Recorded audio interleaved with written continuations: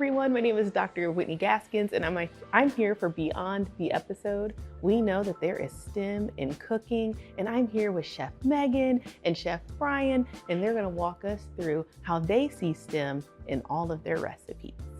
Welcome to the Culinary Studio inside of the Cincinnati Museum Center. Today we're making sushi. There's so many different ways that you can make sushi. However, today we're making a vegetable sushi out of all the rainbow colors.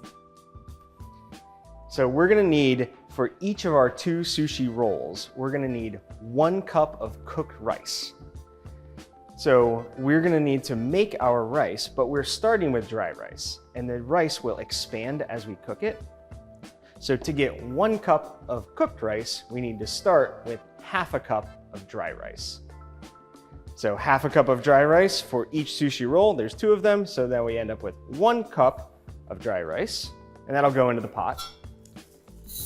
And then we need, for each 1 cup of dry rice, we need 1.5 cups of water. So we'll put that in, we'll cook it for about 20 minutes, and when it's done, we'll season it. Here is our 2 cups of cooked sushi rice. The next thing we will do is season it with a sushi vinegar. What's inside of sushi vinegar is usually a little bit of sugar and a little salt to help balance out the acidity and to help bring some tang to your sushi roll. So sushi was originally used as a method for preserving fish. Fish were packed in cooked rice, and then that cooked rice fermented and turned sour. And people kind of liked that flavor, so they decided to intentionally mix sour rice with fish. Today, we do that using vinegar instead of fermenting the rice.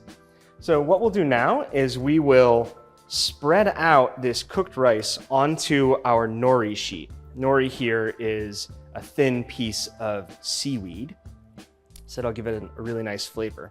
And this is really starchy rice, which is nice because it helps to glue the rice down to our nori sheet and holds everything in place when we do our roll. But because it's so sticky, it will stick to our hands. So we're gonna prevent that from sticking to our hands by coating it in a little bit of oil. Now I'm gonna measure 1 cup of cooked sushi rice for my roll, and I'll put that down, and then Megan's gonna do the same thing for her roll. And then we just gently press this in to our nori sheet, trying to spread it out as good as we can. Man, this is really sticky rice, Megan. It's so sticky. I'm gonna need a little bit more oil there. Oops. It's basically like edible glue. Mm-hmm.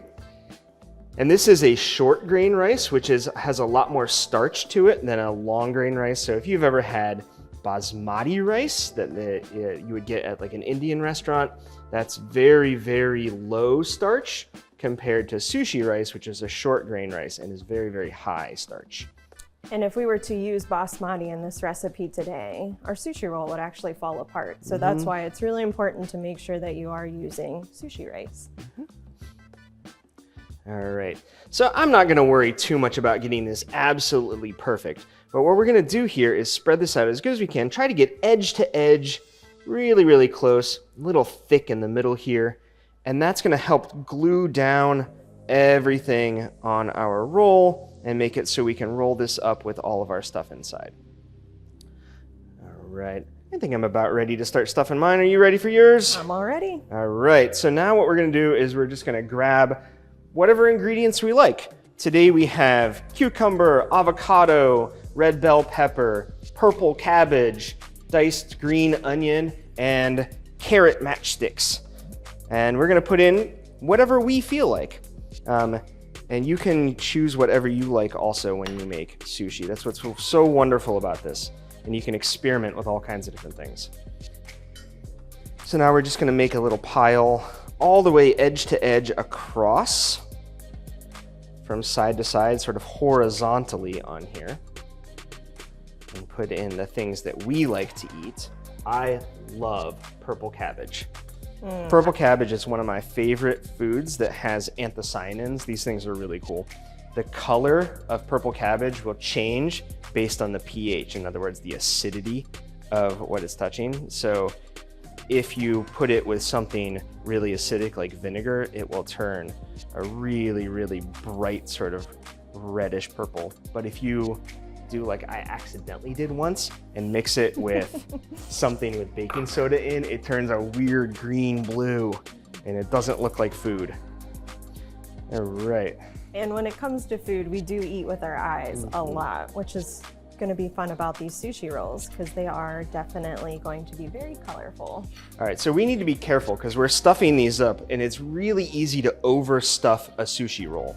So when we're done with this, we're gonna have to roll it up and the nori sheet will be the outside of it. And we're gonna try to get as close to a cylinder as possible. So it'll be a circle around the outside.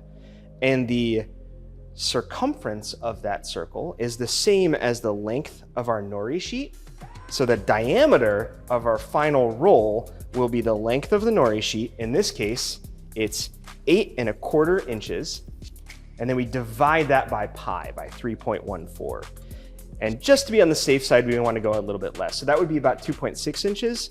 So if we do about 2.5 inches, we'll be on the safe side. So that means our sushi roll should be not taller than that right there when we're done, right? So that's going to be what we're left with. So we need to be careful not to overstuff our rolls. I think we did an okay job. I'm going to put a little bit of avocado in mine too.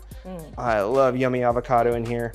Absolutely. And the fat from the avocado helps balance out the acid that we've added into our sushi rice. All right. And then the last step here is to roll it up. So this can be a little challenging. It can be. So It's all about using your fingers though to help guide the process.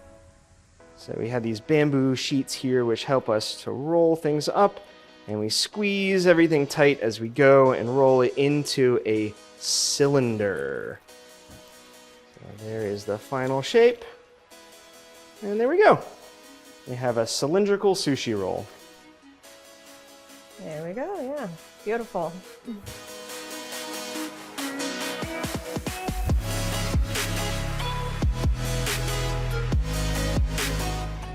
Wow, there is so much math and science in making all of the foods that we love to eat. What did you just say to me? Absolutely. Cooking is just an edible equation. I loved it. I even heard from you about acids and bases. I heard about pi and diameter. I just want to say thank you so much about teaching us about how all of those worlds collide to make things that are so delicious. Thank My you. pleasure. Thank you.